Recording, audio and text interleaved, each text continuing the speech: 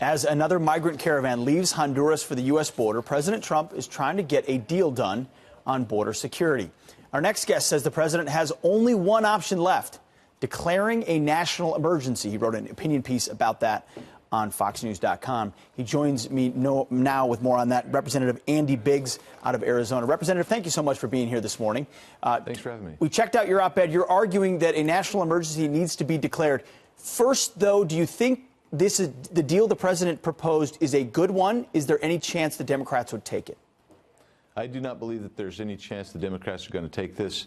When you start talking DACA with my Democrat colleagues and with DACA recipients, and I've talked to many of them, they don't just want DACA for a permanent a solution for themselves. They want a permanent solution for those who brought them here illegally. So they basically want the Dream 2 Act that's out there that's never been acted on, and that would provide millions, literally millions, with amnesty. I don't believe they're going to go this way. I think the radical wing of the left of the Democrat Party is not going to let them go this way. So, Representative, let's say you're correct and the left won't go with this deal.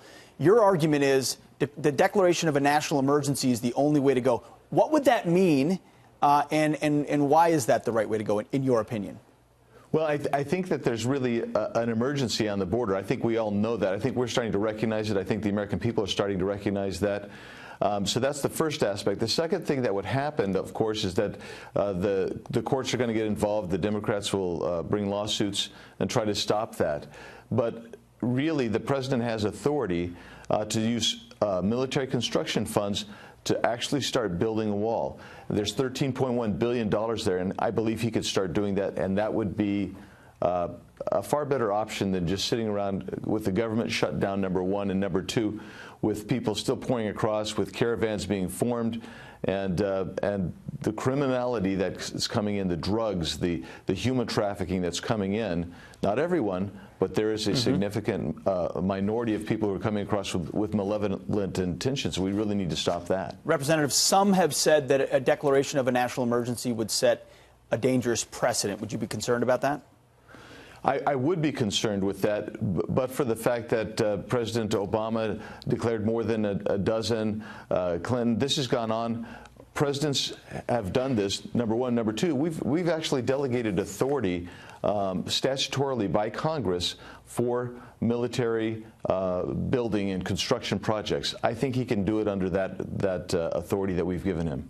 Representative, you're leading a delegation of members of Congress to the border today. What are you looking to see down there?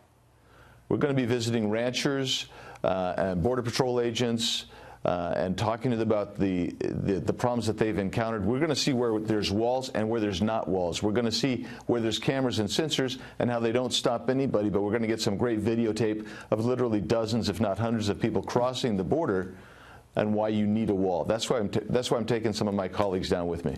Congressman Andy Biggs from the state of Arizona, report back to us, please, on what you see in that delegation. We'd love to hear. Appreciate it. Thank you.